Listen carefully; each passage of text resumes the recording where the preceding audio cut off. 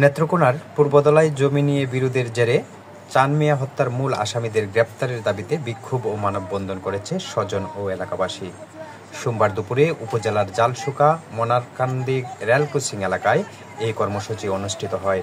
স্বজনদের অভিযোগ, গত ৯ জুন মাত্র ১ হাত জমির বিরুদ্ধে চান মিয়াকে তার আপন ভঞ্জামাই ফাইজুল ইসলাম, ভাগ্নে রাসেল, আবু সাইদ সহ কয়েকজন মিলে পিটিয়ে হত্যা করে। এতে আহত হন চান মিয়ার বড় ভাই আবুল কাশেমও। ঘটনায় নিহতের স্ত্রী ১৫ জনকে আসামি করে মামলা করলেও গত ১৫ দিনে মূল হোতারা ধরাছোঁয়ার বাইরে রয়ে গেছে। এ বিষয়ে পূর্বদলার থানার ওসি জানান, এখন পর্যন্ত ৩ জনকে গ্রেপ্তার করা হয়েছে, বাকি আসামিদের ধরতে অভিযান চলমান আছে।